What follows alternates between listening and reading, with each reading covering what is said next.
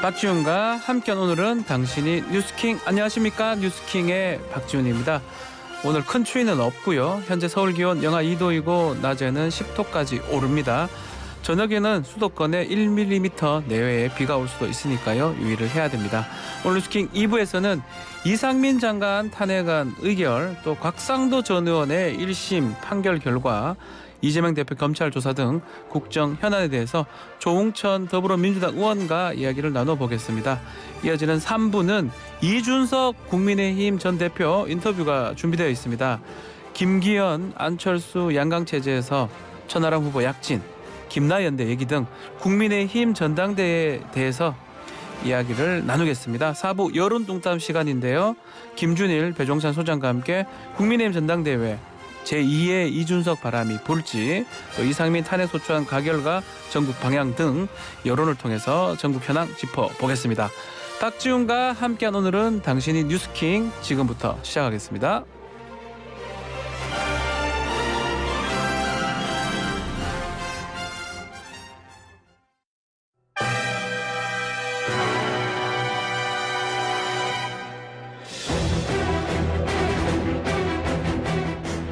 오늘도 뜨거운 이슈 시원하게 풀어보겠습니다. 킹스맨 한결의 김한 기자 나오셨습니다. 안녕하십니까? 네, 안녕하세요.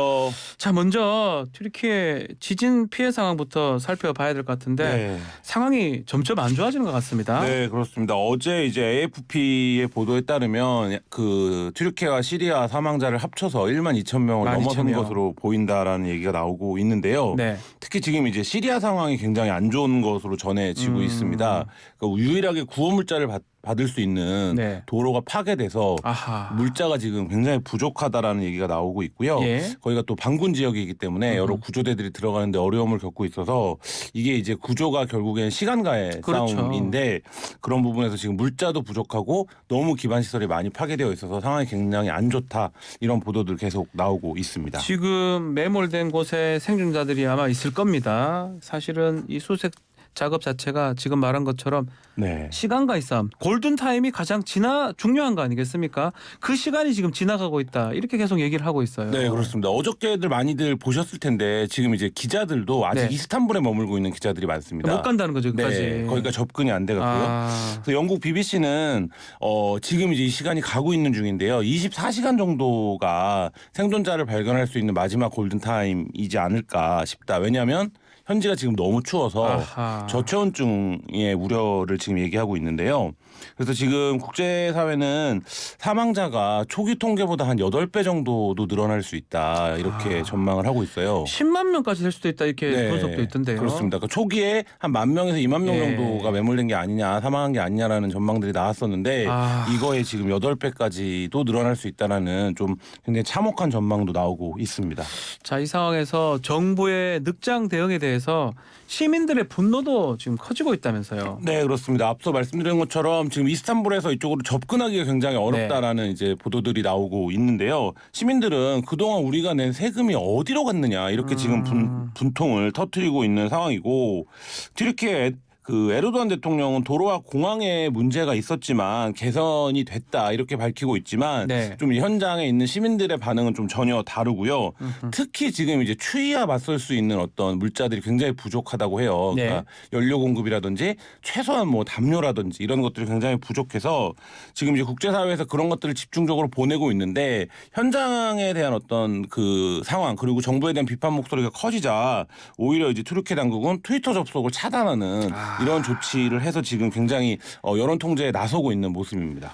야, 트위터 접촉을 아예 차단을 시킨다는 것도 참 문제가 있는 것 같은데, 자, 현장 자체는 지금 참혹하지만 그래도 기적 같은 소식들이 전해지고 있습니다.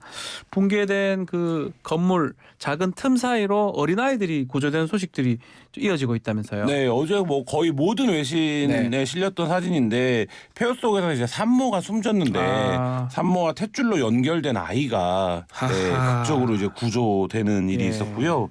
뭐 동생을 지키던 소녀도 17시간 만에 구조가 됐는데, 이것도 이제 현재 영상을 통해서 알려졌고, 그다음에 이제 딸아이가 콘크리트 잔해 속에 깔려 있는데 그 앞을 떠나지 못하는 아버지의 사진도 전해져서 네. 굉장히 좀 전 세계인들을 울리기도 했습니다. 네. 지금 이제 그 세계보건기구에 따르면 튀르키예와 시리아에서 어린이 한 140명 정도가 이번 지진 피해에 노출됐다고 하거든요. 예. 그러니까 이 어린이들에 대한 어떤 이제 구조 그리고 긴급한 지원 이런 것들이 굉장히 좀 국제사회에서 절실한 상황입니다. 인력하고 장비가 지금 매우 부족한 상황인데 그러다 보니까 국제사회가 지금 도움을 주고 있는데 우리 정부 역시 튀르키예에 총 110명 규모의 긴급 구호대를 지금 파견을 했는데 도착을 했습니까? 네, 그렇습니다. 현지 시간으로 8일 오전 6시 57분에 이제 도착을 했는데요. 바로 이제 현장으로 이동한 것으로 전해졌고요. 총 118명 규모인데 지금 뭐 국제사회에서 속속 구조대들이 도착하고 있는데 앞서 말씀드린 것처럼 오늘 하루 네. 시간과의 싸움이 굉장히 중요해 보입니다.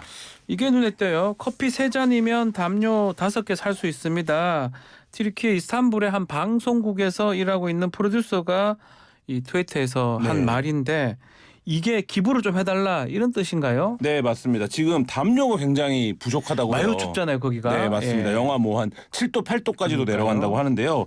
한국 커피 3잔 가격이면 튀르키예에서 담요 5장을 살 수 있다라는 얘기입니다. 그러니까 이 5장이라는 게 5명의 생명을 살릴 수 있다. 이렇게 지금 현장에서 이해하시면 될 것 같은데요. 뭐 김연경 선수도 예. 그 배구 선수 예. 튀르키예에서 오래 뛰었는데 담요가 절실하다 이런 도움을 호소하기도 했었는데 지금 이제 국내에서도 이런 부분들에 대해서 좀 구호물품을 보내자 하는 운동들이 벌어지고 있고요. 주한 튀르키예 대사관 공식 트위터 계정을 보면 어떻게 구호 물품을 보내실 수 있는지 확인할 수 있고요. 카카오 온라인 기부 플랫폼 카카오 가치가치에서도 튀르키예를 응원하는 기부를 네. 할 수 있습니다. 알겠습니다. 자, 많이 좀 구조가 되기를 바라면서요. 자, 국내 소식으로 넘어가 보겠습니다. 75년 헌정사상 최초로 국무위원 탄핵소추안이 통과가 됐는데요. 네, 맞습니다. 이상민 행안부 장관 탄핵안인데 지금 재석이 293석인데 찬성이 179명이네요. 네. 많은 분이 찬성을 한 것 같아요. 그러니까 뭐 야3당 공조로 이 탄핵안이 발의가 됐는데 이 야3당 공조가 깨짐없이 진행이 됐다라고 볼 수 있을 것 무기명 같고요. 투표잖아요, 이거. 네, 그렇습니다. 예. 그래서 사실 누가 투표하는지 모르기 때문에 이탈표라든지 이런 것들에 대한 우려도 사실 없지 않았는데요. 뭐 그 부분에서는 야3당이 이상민 장관을 탄핵해야 된다. 이런데 이제 인식을 완전히 같이 했다. 이렇게 볼 수 있는 숫자입니다.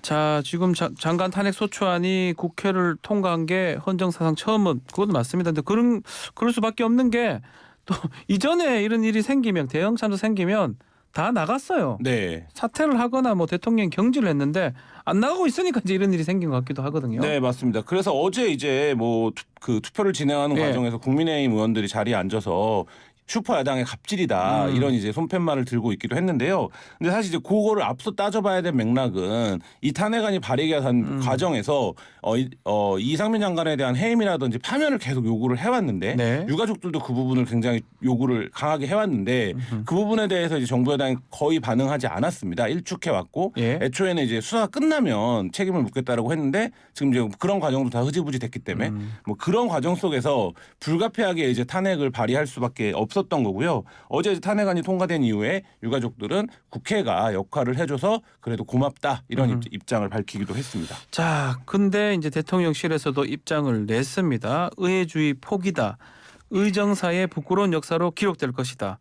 뭐 어떤 뜻으로 읽혀집니까? 이 입장문이 굉장히 네. 좀 이례적인데요. 어제 아하. 이제 탄핵안이 통과되고 20분 만에 나오기도 했고 지금 말씀하신 의회주의 포기이다 의정사의 부끄러운 역사로 기록될 것이다가 이른바 이제 쿼터 워딩으로 표시가 됐거든요. 네. 그럼 이게 이제 누구의 말이냐는 거죠. 그렇다면 대통령이 직접 얘기한 거라고 봐야 되는 그러니까 거예요? 그렇게 해석하는 게 자연스러울 것 아. 같은데요. 그러니까 대통령이 어제 대통령실 명의로 그러니까 지금 많은 언론들이 그래서 오늘 아침에 대통령실이 이렇게 말했다라고 쓰고 있는데 네. 대통령실이 말을 할 수는 없는 거잖아요. 대통령실이 이렇게 얘기하면 안 되죠. 네, 그렇죠. 예. 그렇기 때문에 대통령이 이 부분에 대해서 굉장히 좀 강도 높게 비판한 것이 아니냐 이런 해석도 나오고 있습니다. 의중이 담긴 말일 것이다. 네. 이런 것인데 자, 일단 직무 정지가 된 이상민 장관이 탄핵 심판 절차에 성실히 임하겠다라고 했는데 김도읍 법사위원장 국민의힘 네. 소속입니다. 또 헌법재판관 지금 좀 교체 가능성도 있고요. 네. 시간도 그러면 이제 이게 탄핵이 인용이 될지 기각이 될지 앞으로 넘어야 될 산은 많은 것 같아요. 네, 맞습니다. 이상민 장관이 정치적인 책임 그리고 도의적인 책임을 져야 되는 것과 별개로 네. 탄핵 심판에 들어가면 이게 법리적으로 어떤 법률을 위반한 것이냐에 대한 쟁점으로 넘어가게 됩니다. 그러니까 사실 이 부분에서 일단 이상민 장관이 탄핵 요건에 해당하느냐 네. 이 부분이 쟁점이 될 거고요.